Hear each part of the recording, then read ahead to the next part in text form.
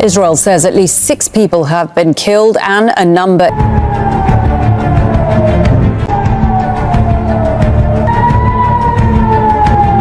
नमस्कार दोस्तों, साल 2025 जनवरी से मार्च 2025 के बीच हूती विद्रोहियों ने ड्रोन और मिसाइल से इजराइल पर हमले किए।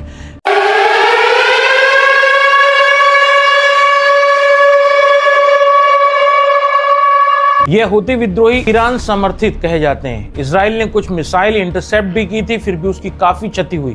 फिर आता है फरवरी 2025, इजराइल की जल आपूर्ति प्रणाली पर साइबर हमला हुआ, जिससे कि तेल अवीव की जलपूर्ति कुछ घंटे के लिए बाधित हुई। इस हमले को इजराइल ने ईरान प्रायोजित ग्रुप द्वारा बताया। अप्रैल 2025 इजराइल काउंटर अटैक करता है ईरानी काउंसलेट पर और उसके बाद हिजबुल्लाह द्वारा इजरायली चौकियों पर हमला किया जाता है।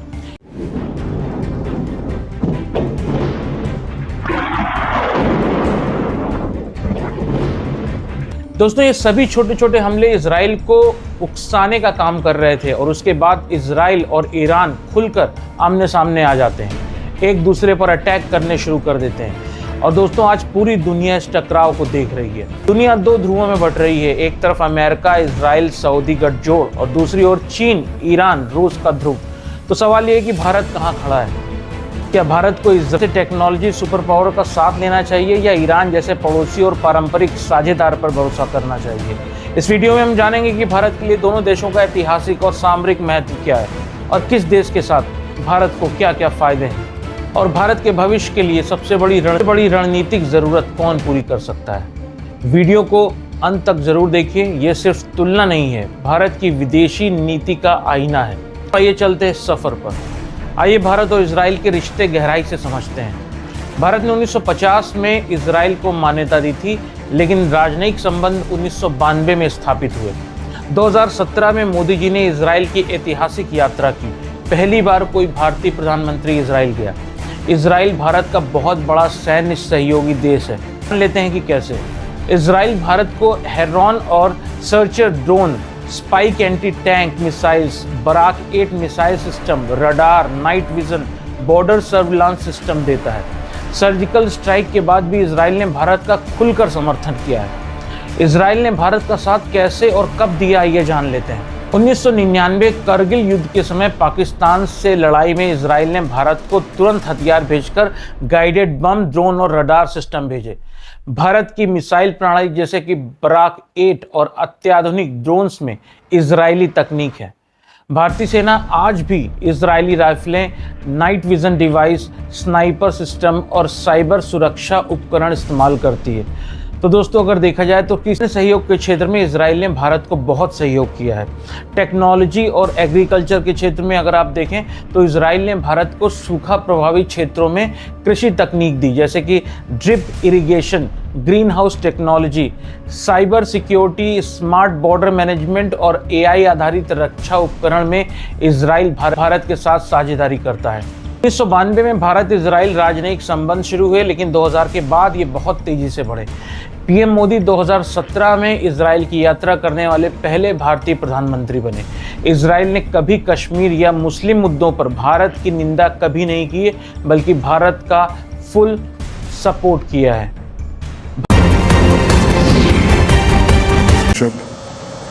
And for this forum of business leaders from Israel and India, I always say to Prime Minister Modi when I have a chance, I say, you are guys who do the work, we're the guys who are supposed not to interfere with you. And we do our best. I want to say briefly how much I admire what Prime Minister Modi is doing in India. Bharat और Israel दोनों आतंकवाद से ही पीड़ित रहे हैं। Intelligence एजेंसियों, raw और Mossad के बीच एक बहुत गहरा सहयोग है, विशेषकर जम्मू कश्मीर और पाकिस्तान से जुड़े आतंकवाद के मामले में।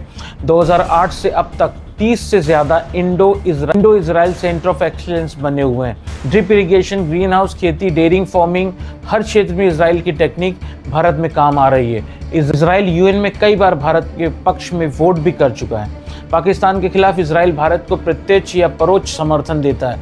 वहीं अगर ईरान की बात करें तो फारसी भाषा, सूफी संस्कृति और मुगल शासन ईरान और भारत का रिश्ता सदियों पुराना है।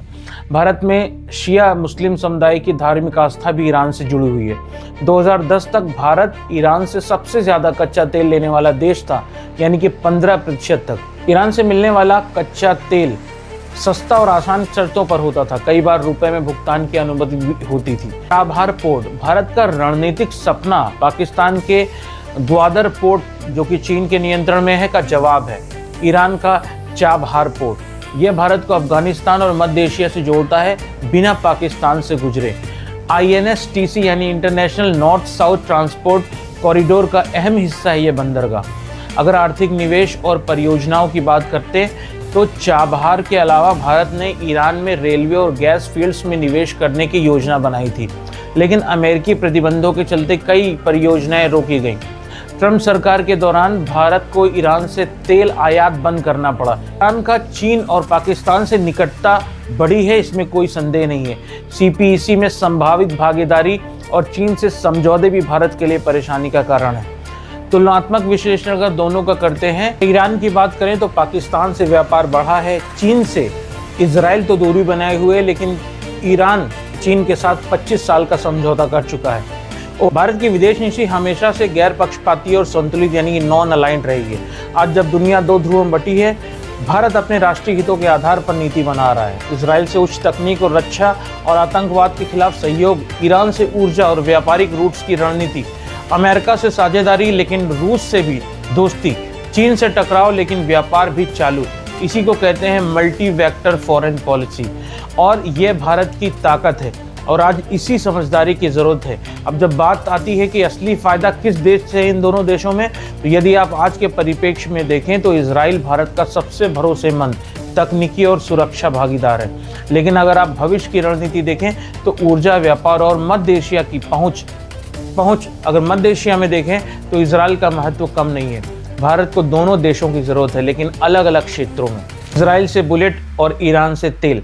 भारत के लिए सबसे बड़ी समझदारी यही है कि वह दोनों देशों के साथ दोस्ती बनाए रखे, लेकिन किसी के पाले में ना जाए। तो दोस्तों, आपने देखा कि कैसे भारत के लिए इजराइल और ईरान दोनों ही महत्वपूर्ण हैं, लेकिन अलग अलग कारणों से। अगर इजराइल रक्षा प्लस टेक्निक प्लस आतंकवाद से लड़ाई में भारत का सहयोग करता है, तो वहीं ईरान ऊर्जा प्लस व्यापार प्लस रणनीतिक पहुंच में भारत के साथ खड़ा हुआ है। अब आपकी बारी है, कमेंट में बताएं आपके हिसाब से भारत का असली रणनीतिक दोस्त कौन है। लिखिए ईरान या इजराइल। ये विश्लेषण जानकारी पूर्ण लगा हो तो कृपया लाइक कर दें वीडियो को, सब्सक्राइब कर लें चैनल को और वीडियो को ज़्यादा से ज़्यादा शेयर कर दें उन दोस्तों के साथ भी जिन्हें भू राजनीति में रुचि है। तो दोस्तों, ये था आज का वीडियो। आशा करता हूँ वीडियो आपको पसंद आया हो तो लाइक कर लीजिएगा, चैनल को सब्सक्राइब कर लीजिएगा, बेल आइकन को दबा दीजिएगा ताकि आने वाले वीडियो की नोटिफिकेशन आप सब तक पहुँचती रहे। मिलते हैं नए वीडियो में, तब तक ध्यान रखें। नमस्कार।